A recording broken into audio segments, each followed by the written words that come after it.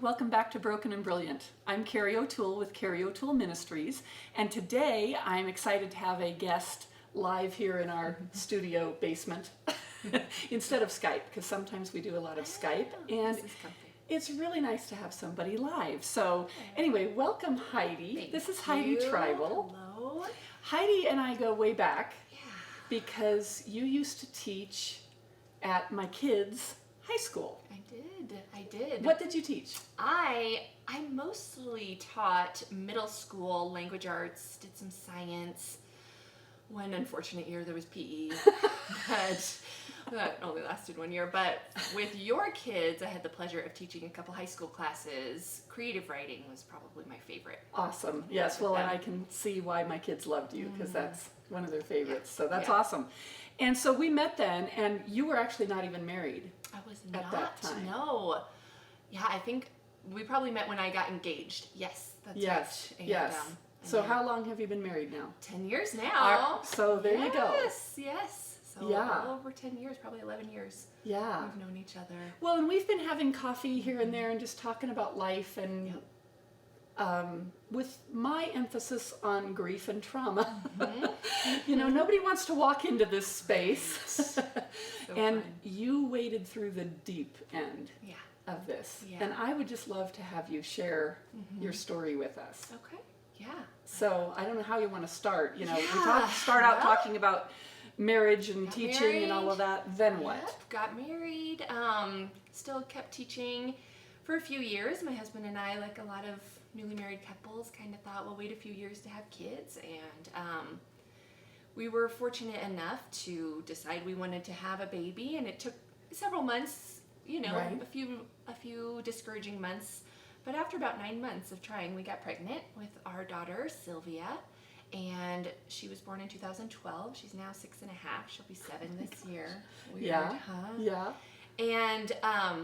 And we're just thrilled, and I finished out my school year that year she was born, and had the privilege of being able to stay home with her after that and just do kind of some part-time tutoring to sustain our income. But it was great. I loved staying home with her, and then had the happy surprise of being her. She was 10 months old, and I took a pregnancy test, and another little baby on the way. That was unexpected, but we've always called Valerie our little firecracker surprise. She was born July 6th at home on accident, and that's just kind of how Valerie... You didn't plan that home birth. No, but that's Val. And so we couldn't have been happier. You know, we still had our normal life struggles like everybody does. But I really don't think one thing that ever truly entered my mind as a possibility was losing children. We just were fortunate that we got pregnant, we had babies, and we always dreamed of adopting one day. That's one of those funny, awkward first date things that my husband brought up on an early date. Said, "Do you want to have kids one day?" And I said, "Yes, as long as we also adopt," you know, and like, okay, that's cool. But having our biological kids was also something we wanted. So when Valerie was, maybe a little over a year, there was that question, do we inhibit? Should we have more? And just like, well, let's see what happens. And we got pregnant again, and just thought, I'm going to be one of those moms with all these kids close together, but it's okay. We were just excited, and it was cool because this time Sylvia was 3. She was 3. Old enough to understand I was going to have a baby, and excited, and I was about 9 weeks. I had already we've named this baby Avery Rose, and I had already seen her heartbeat at my 8-week appointment. Everything looked perfect, and I was actually tutoring when I had heavy bleeding in the middle of tutoring, and just a friend took me home. I was sure I was miscarrying. We went to the doctor, and the baby was fine. I was having this crazy heavy bleeding, and she said it was something called a subchorionic hematoma, gave me paperwork, it'll clear up. Most pregnancies go on fine after this. And the relief was so it was my sorrow and my heartache at what was happening was so great that the relief was as great. And just, roller coaster. It's not a miscarriage. I can't gonna be believe okay. it's gonna be okay. And then the next morning, January 19th, 2016, I woke up and lost everything. And I won't go into the details of what that looks like, but for other women who have miscarried, they know. It's awful. It's like you're giving birth. So I called my husband. He'd gone to work because we thought everything was fine. He came home and took me to the emergency room, and I just kept praying that it was another miracle. Like, they'll find the baby again, right? And said, there's no baby. And we went home, and I found her. And my husband built her a coffin.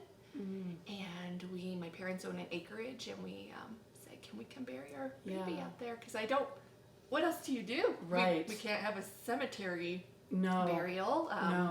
This was a real child, and that day we thought we lost her. I saw her heartbeat, got another ultrasound, and she was right there. And then to find her and to see her, it really, it altered everything about what I thought about miscarriage.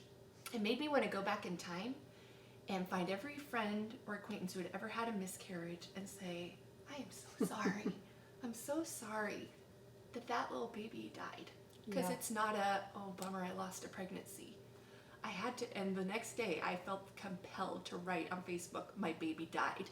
Yeah. I didn't want people to say, oh, sorry, your pregnancy didn't work out. I wanted them to know my baby died. Right. And you saw her, you named her, you buried her. Yes. I don't get to watch that little girl, and I felt she was a girl. I don't know that for sure. And probably one of the worst moments, my parents had taken my Sylvia and Valerie, and I remember thinking, well, I'll tell Sylvia, she won't really understand. She was just 3. Yeah, the layers here, because but then she was napping, and I woke her up, and I just thought I just have to say it, and so I said, Mama's baby died and is in heaven, and she wailed, Carrie. Like, it still haunts me. She just, she kept saying, please may I have the baby? Please may I have the baby? Trying to be all polite, like I could give it back. If I say please. Yeah. That really still gets to me. And now, this summer, Avery would be turning 3 if she was here. You know, it just, every once in a while, it'll catch my breath to think, it's. Yeah, I don't think about it very often anymore, but once in a while, it's like mine would be 27. Wow. Right. Like an alternate timeline or something. It's just weird to think about here and there. That way. It could have been. Wow. Yeah, and that was just, it was devastating. It was so unexpected, and it really brought home that it can happen to me. And then there were a lot of difficulties, and I had some weird things in reproductive health kind of after having Valerie, but no doctors had good explanations for it, and so I believed that might have contributed to miscarrying Avery, but then those reproductive issues kept happening. Doctors still didn't have any reason why. We did some tests, we did some, maybe we'll give you this vitamin, maybe we should try this supplement, but nothing changed. And there's so much of that in infertility. Yeah. It's guessing. And it's so hard. We don't even know really what's happening. And it's like, this isn't just my health at stake. This is a potential future child. I want it figured out, but you're telling me, then they would say, well, nothing's wrong. Like, you're fine. So we didn't really know what to do. Okay, maybe that means we're done having bio kids. Maybe that means we should adopt next. We went to an adoption meeting, and then unexpectedly I got pregnant again. And of course, my first thought was 2 thoughts. Oh no, I'm going to lose this one too. And this one's going to be the redemption story. This one's going to... Isn't it interesting how you can have both of those and they're both true? Yes. Yeah. It just, it had to be. But the fear and the hope are so, you can't separate them. You go back and forth. And I didn't even get to see that baby's heartbeat. We lost him, and I felt he was a boy and named him Everett, right at about 6.5 weeks. So I only knew for a couple weeks. And and was just devastated again, but it was different this time because no one knew I was pregnant. Right. Not even our families. I also found him. It's very unusual, but I was able to find him and bury him by Avery Rose, but it was a very isolating experience. And my husband, he was very sad when we lost Avery because he had seen her heartbeat, had seen her. There was more emotion, and he didn't feel much with Everett. And I remember just feeling so alone. Yeah. Nobody's grieving.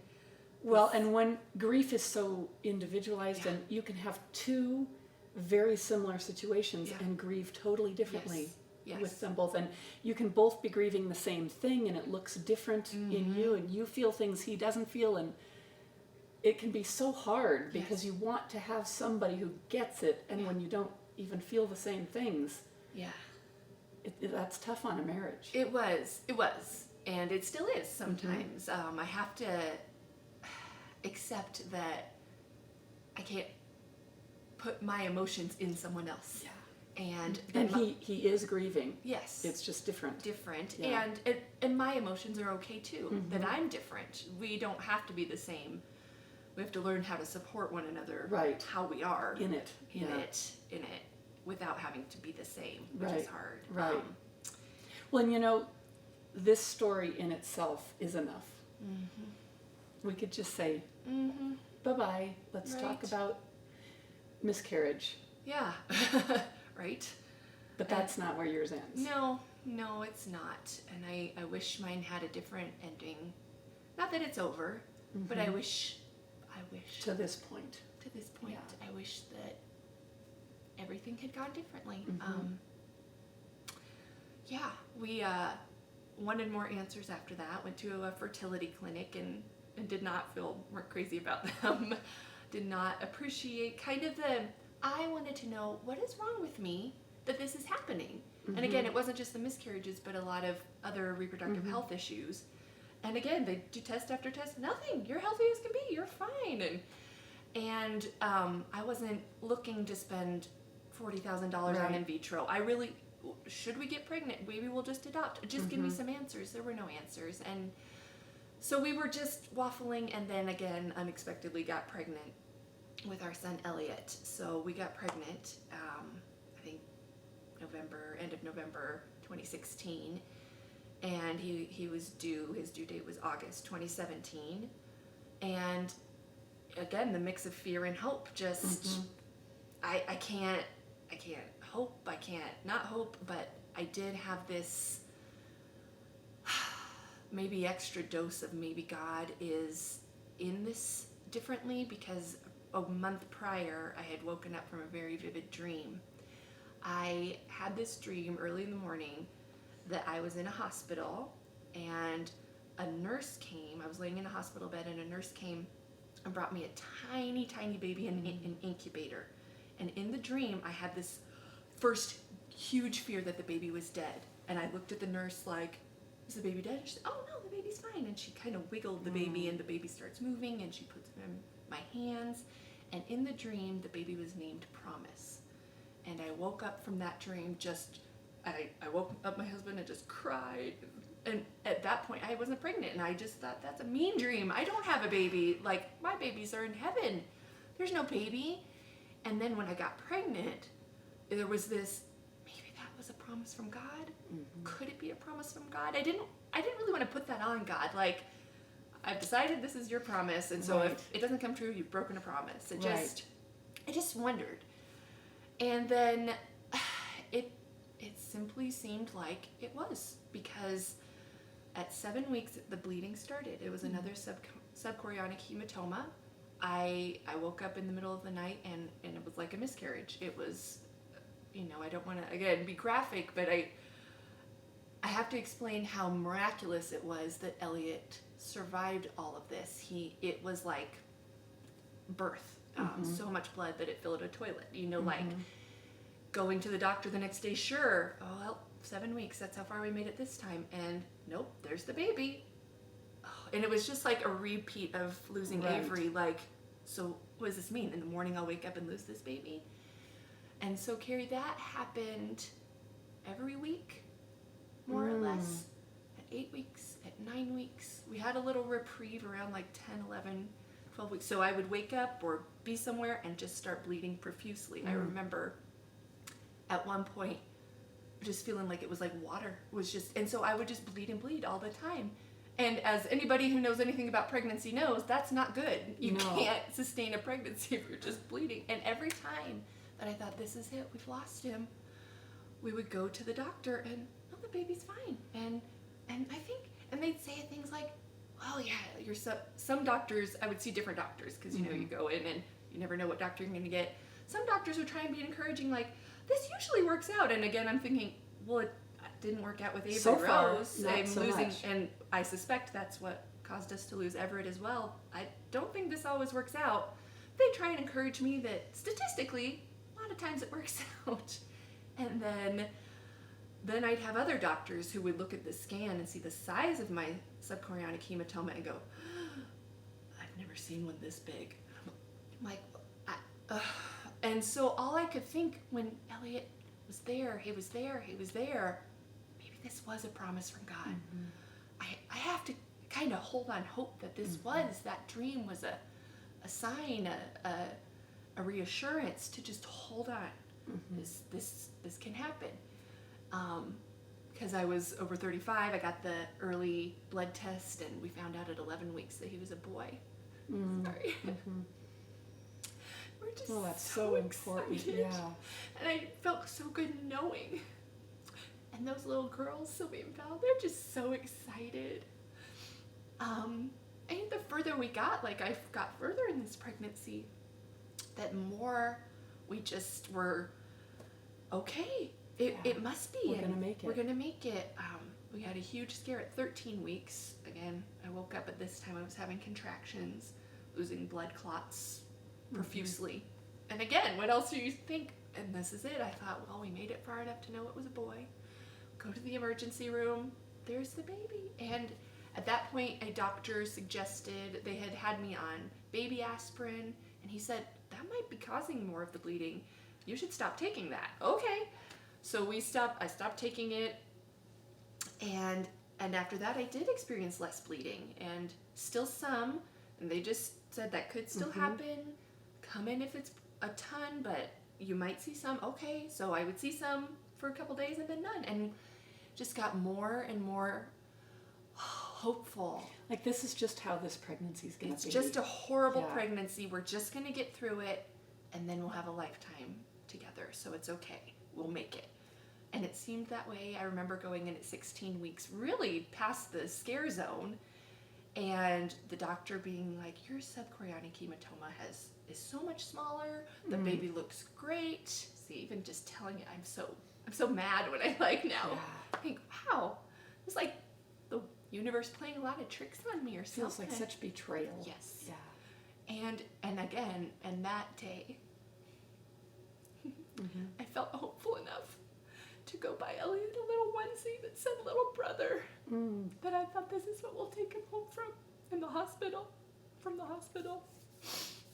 So 16 weeks comes and goes, and then you get to go to the 20 week where you get the big anatomy scan. And so we went to the 20 week, all excited, and the ultrasound tech, I remember him pushing really hard and it hurt. And there's all these, when you lose a baby or probably a child in any way, there's a million things you go back in time and said, it was that. If I had told him to stop pushing so hard, Elliot would still be alive. Yeah. If I hadn't vacuumed, if I hadn't walked the dog, like, I don't know how many things I've gone through, but that's one of those things, like, he pushed too hard on my belly that day. He broke my water. Because there, that day at the anatomy scan, the doctor comes in and says, well, you can probably see, you can't see the baby very well. That's because there's blood in the amniotic fluid. So the way he described it was all that bleeding I'd had all pregnancy had weakened the amniotic sac and blood was leaking in. And he said, this puts you at greater risk for your water breaking early. And, like, all you normally know about your water breaking is from movies where they're like, oh, my water broke, I'm going into labor, which, doesn't always happen that way. But what I learned is really that water, that amniotic fluid, is the baby's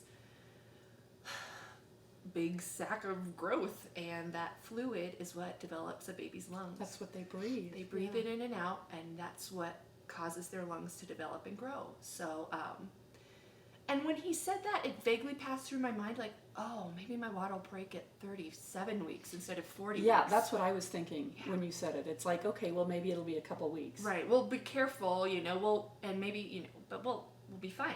There was no fear that something bad was going to happen immediately, but it did immediately. It was that night. But I didn't recognize it at the time, again, without being too graphic, because I was bleeding also. There was not a great way to tell what's fluid, what's blood. Right. But looking back now, I know. But it was about a week of just kind of really watery blood is what I thought. That it wasn't until a week later that I went, Is that what that is? Fluid? I called the doctor. He said, that's what it sounds like. Go to the hospital right now. And I was like, oh. And, again, you can beat yourself up so much and go, I should have known. I should have researched. I should have done things differently. I should have. But all I knew was, we made it this far. We're going to be okay. So I went to the hospital. They did this test to make sure it was fluid. And they at first didn't think it was because they couldn't see any. And I remember the doctor and nurse talking. And then when the test result came, the nurse's face just changed. And she goes, I'm so sorry. And I remember being curious, like, what is this, a death sentence? Doesn't she know that my baby is going to live? And I just didn't let her demeanor change my resolve that, no, I'm going to hold on to this is a promise. I am going to hold on. And again, I think as parents, what else can we do? Like, I think of if one of my kids got cancer, I would never accept that they were going to die. I'm going to fight until the end, Right. And I had to do that. It's my child. And I remember that night too, one of the doctors trying to comfort me, but it wasn't very comforting, just saying, well, you do have two beautiful girls. Like, yeah. And I want my beautiful son. You don't get it. I'm not giving up. I tried to ask, what can I do now that we know my water has broken? And he said, Heidi, I know you'd stand on your head the rest of this pregnancy if I told you to. Yes, I would. There's not much you can or can't do. Try and take it easy. Okay, so I put myself on bed rest at home, and we went to the high-risk doctor a few days later to just check everything again and confirm everything again. And he said, yeah, your water's broken. There's very little fluid. Here's all the risks involved with this. You could go into labor early. You probably will. You could get an infection that is life-threatening for you and the baby. You could, but the biggest risk is there's not enough fluid for his lungs to develop. Do you want to terminate? No. He's alive. Why would I change that? He's alive. Where's your baby? It's my baby. So, but again, Carrie, I was not like, I was worried, but I was just, then I got on all these sites. So when your water breaks early, the acronym is PPROM, preterm premature rupture of membranes, PPROM. So I went on the PPROM, the Alliance for PPROM Support, because this is a thing that happens to, now I know, many Who women. knew? You're part of the club. I'm part of this club, thank you. And here's a huge, they were very helpful. Here's a bunch of things, supplements you can take, how much water you should be drinking to try and replenish your body fluids that can help. Because you can't stop anything. Now that the water's broken, it's going to keep coming out, but the baby keeps making their own fluid. So amniotic fluid is baby pee. And so, nice. Yes. So fill them up, and the more they pee, the more fluid that'll be in there, and there's hope. So and then I got on the Facebook PPROM stories, and on all these stories of women whose water had broken, some earlier than mine, and their babies, they gave birth. They made it. They're alive. And then every once in a while, that mom who said, my baby just died, and you just like go, I'm so sorry. but I can't think about that right now. And little did I know, there's another page for those of us whose babies died because of pre-prom. So the high-risk doctor said, and I'm looking back, I know he didn't think I'd make it to 23 weeks. So my water officially broke at 20 weeks, but it was confirmed at 21 weeks. And then I had 2 more weeks to wait until they would admit me to the hospital. So he was like, well, you're still, pregnant, 23 weeks. Just, go to the hospital. You'll just stay there until you have the baby. And I was like, I remember, and he was just started leaving the room. Just and I'm say like, that like I was like, you mean, like where? Wait, what? He's like, yeah, go to the 4th floor of St. Joe's. I'm like, do I need paperwork or something? He said, no, just show up. I'm like, hey, I'm here. Hi, I guess I'm living here now. But I don't think he really thought I'd make it that far. And I still look back and think, my Elliot was such a miracle. I have rarely found, not that all babies aren't miracles, but his story is very unique. 2 weeks at home on bed rest, we're fine. And I was supposed to be admitted on a Monday and was just waiting. Things were fairly stable, but I woke up a Sunday morning, again, bleeding profusely. And I think probably some of my amniotic sac was intact until that morning. And then I think my water completely broke because looking back, that's what it probably was. And my husband rushed me to St. Joe's a day early and they admitted me. And again, is this it? Is this where we're losing him? And we go into the triage room and my doctor was there and said, well, the baby looks great. You don't have much fluid left, but he's growing. His heart is strong. So again, all I could do is we just have to hope. We just have to hope. And I am going to live in the promise that he is going to be okay. And in the meantime, I don't begrudge anybody because I was doing it too. Well-meaning people who heard my story would kind of tell me things like, well, God gave you that promise for a reason, and I just believe God has great things for Elliot. And so it was like, yeah, that's right. I mean, they heard from God too. Elliot's going to be fine. And what mom wouldn't want to believe that? So I really didn't doubt that Elliot would be fine. I knew he might have health problems. I knew he'd probably be premature, maybe very premature, that we might have a very long, daunting NICU stay. But if my son was alive, I didn't care. I didn't care. And so they admitted me. I was almost 23 weeks. And again, it was let's wait and see. And we came to visit you. You did. In the hospital, You did. I remember. It was so wonderful. How long were you there? I was there on bed rest for 50 days. And then nobody expected that. I remember the nurses saying, we've never had a patient this long. You're still here. Still pregnant. One of my sweet nurses who would go home on the weekends come on Monday. Heidi, you're still pregnant. They would be so happy with me because the bigger he could get, the better chance. And I just kept thinking, this is it. This is proof, obviously, that God has his hand on Elliot. And, I know other babies die. I know it. But for some reason, God has willed this child to live, so he's going to live. And we just made the best. I had so many visitors, so many wonderful, supportive people.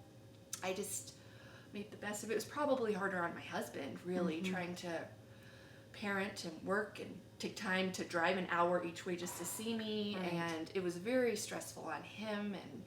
And my girls did the best they could. I think looking back, they probably have some holdover trauma from that. Just mom was gone, and I wasn't anywhere. They could see me a few times a week for a couple hours in the hospital, and I couldn't do much with them.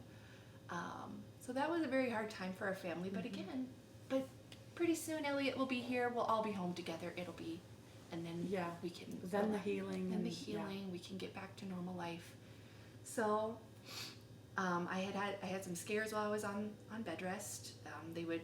I was in a place called antepartum where I was just waiting, and then when there were scares, extra bleeding or contractions, they'd move me to labor and delivery and put me on horrible medication like magnesium, and then stay there and not let me eat or drink, and just watch me, okay, calm down, put me back in the other room. And then another scare would happen a couple weeks later and move me over there for another 2 or 3 days, and no eating or drinking. That was the worst part, and then move me back. So finally, I'd had a weekend like that after I'd been there almost 7 weeks, and they moved me back to my room for one day, and then I woke up in the morning and had a really strong contraction. And I told my nurse, and she said, we're going to move you back to labor and delivery. Okay. Yeah, could I eat again real quick? Could I eat? I think I did before anybody saw I snuck some food. And so they moved me over there, and I kept having contractions. And this had happened before, and I hadn't been in labor. But they didn't want to check if I was dilated, because any sort of checking when your water has broken is an infection risk. Gotcha. So they were waiting. They weren't going to check me unless I was really starting to be in pain or the contractions were closer together. So they weren't that bad. They kind of went on and off all morning and into the early afternoon. Then I had one that was really strong and said, yeah, it's getting pretty strong. The doctor said, okay, I'm going to check you. And she checked and said, oh, you're like 9 centimeters. And this baby's coming. And she said, and Elliot was breech. So they said, we're going to get you ready for a C-section. And I said, can I be awake? Yeah, we should have time to just, do an epidural. But then, because Elliot was always on the monitor, his heartbeat was always audible. It's a hard word. His little heartbeat went from, wherever it was, 130s or whatever, and plummeted into the 50s. And everybody heard it. And I heard this, code C. And they unhooked me from everything. And before I knew it, I was just racing down this hallway saying, Jesus, Jesus, Jesus, Jesus. And then there was a mask over my face. My favorite doctor was there just to tell me that I wasn't alone. And she said, you're going to go to sleep now. That's all I remember. And that's just a traumatic memory in itself. And then the next thing I knew, I was waking up. And my husband was there. And the first thing I saw was his phone with a picture of Elliot holding his finger. And my first thought, Carrie, was, I knew it. I knew God promised us this son. I knew he would be okay. I knew it. I was so it was such a great relief. And it was a relief not to be pregnant anymore after that horrible, traumatic pregnancy. And I was just happy. And then a little while later, and I kept wondering, when do I get to see him? When do I get to see him? And I felt awful, but when do I get to see him? And then the NICU doctor came in, and she was so serious that I was surprised. And she just said, well, it's taking a lot to get him stabilized, and we can tell his lungs are pretty small. And part of me really thought he'd come out so surprisingly healthy that everyone would go, what a miracle. This is impossible. I just thought that's what I wanted. Right.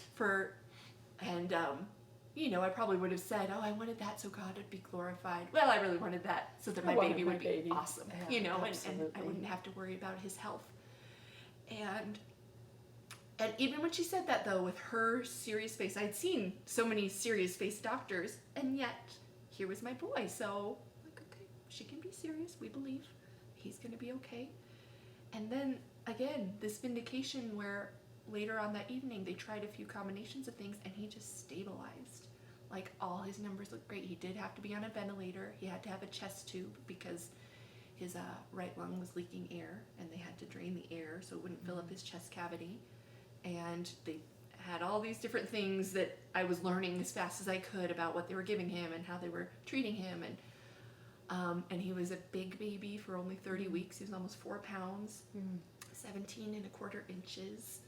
And he has full head of hair. And so about 6 hours after he was born, they finally were able to get me into a wheelchair, and I got to see him and be with him. And he was just more beautiful than I ever could have pictured. And I felt so close to him, I think because we'd been through so much together. And because after losing Avery and Everett, I needed him. And all those hours. So while I was on bed rest, they would just put me on the monitor 2 hours a day and just listen to his heartbeat. We were very, very connected. very much more bonded at birth than I would say with my girls. You know, when you're pregnant and everything's fine, you don't pay attention to all that. You don't think about it too much, and that's okay, because you can bond when they're born. But with Elliot, I didn't take one single moment for granted. So it was like I had already had so much time with him, and now the real adventure could begin, and all that relief and joy. I mean, we were so happy.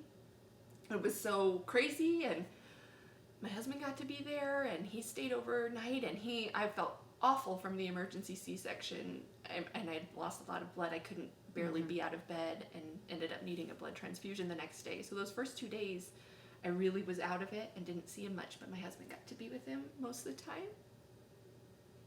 It makes me so sad for my husband, you know, to finally have this little boy. So, I mean, those days, those few short, precious days in the NICU, nothing seemed to indicate there was any reason to believe he wouldn't come home. They did say his lungs were small. A pneumothorax, where his air was leaking, was concerning, but they kept on top of it. But everything looked great. His brain, his heart, he was so strong. And so, well, as long as it took. My head went into, okay, how are we going to do NICU life? Well, my mom can watch the girls on Mondays, and I can be with Elliot. You know, like, right. Already, we'll figure it out. And then the girls weren't allowed to see him because it was still technically flu season, and that really still breaks my heart. Didn't seem like a big deal at the time. They'll meet him later. So he was born on a Monday, and Monday, Tuesday, Wednesday, Thursday, Friday went by. And then I woke up Saturday morning and was just so excited to spend another day with him. And I remember that Saturday morning, this sweet little time with him.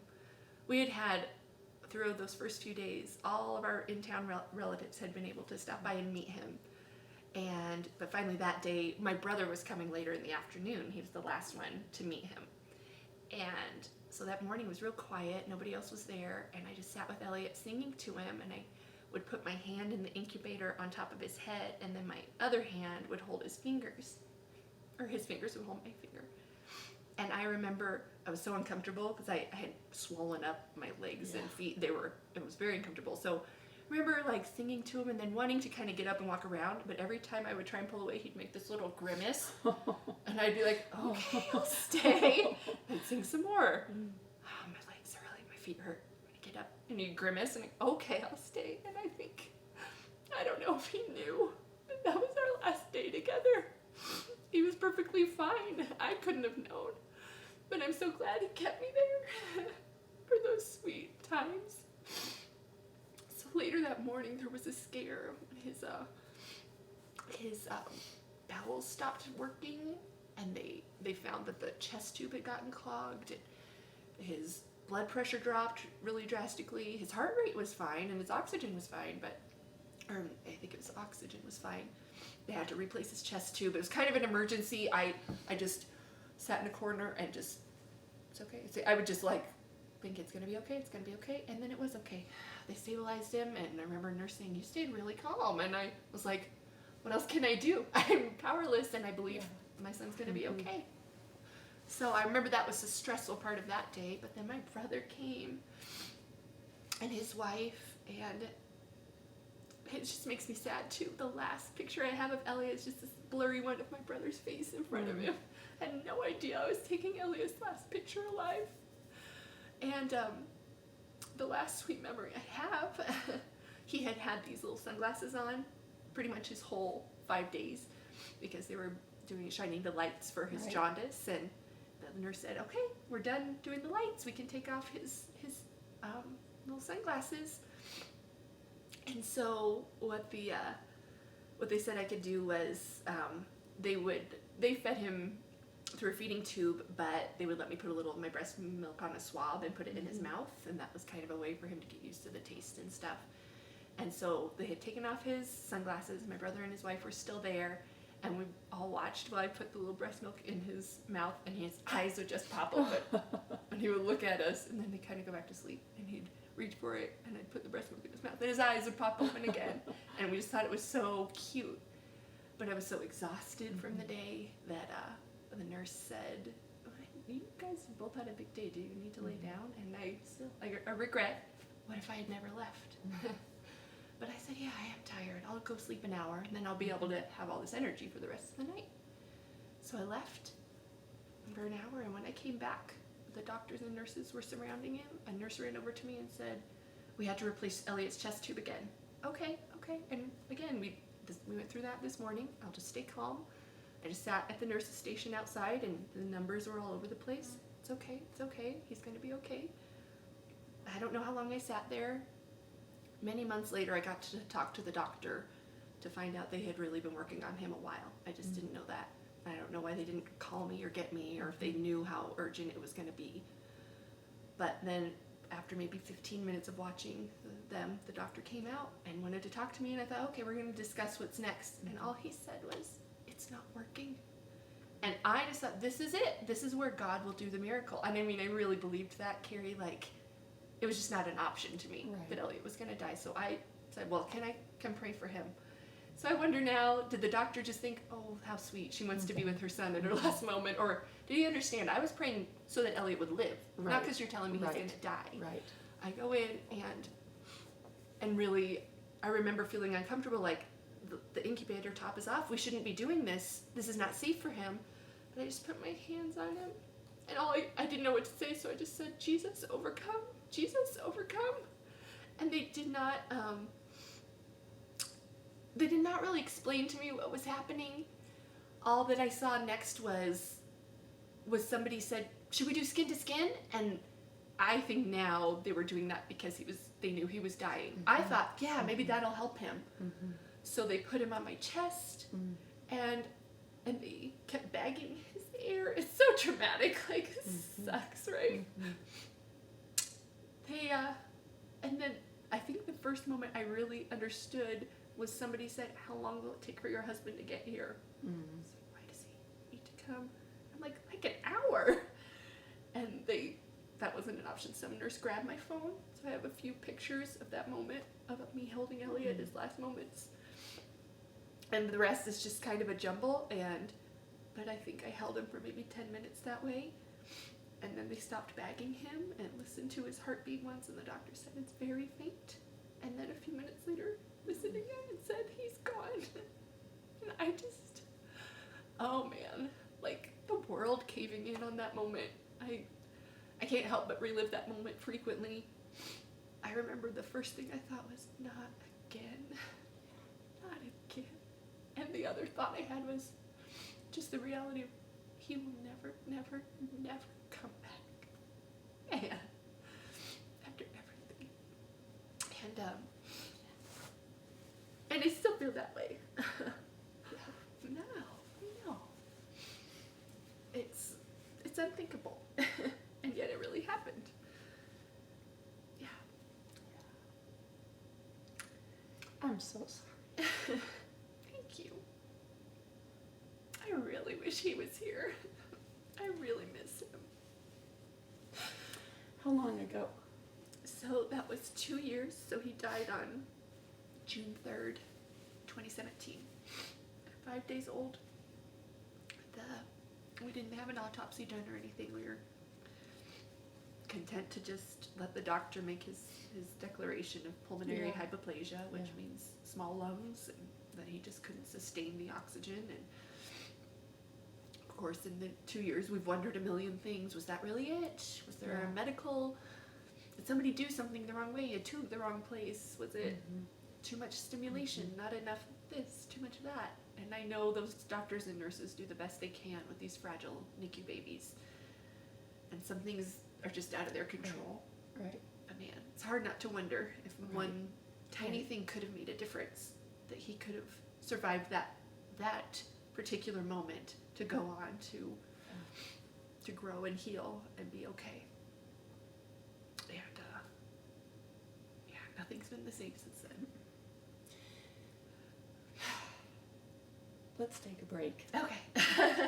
And I just want to thank you. You know, I know how I don't know, but I sense how painful this is, you know. First of all, to live it, but then to share it. And I want to thank you. Because I think it's important. think it's a really important story, and I want to give you the honor of sharing it. And I want to give Elliot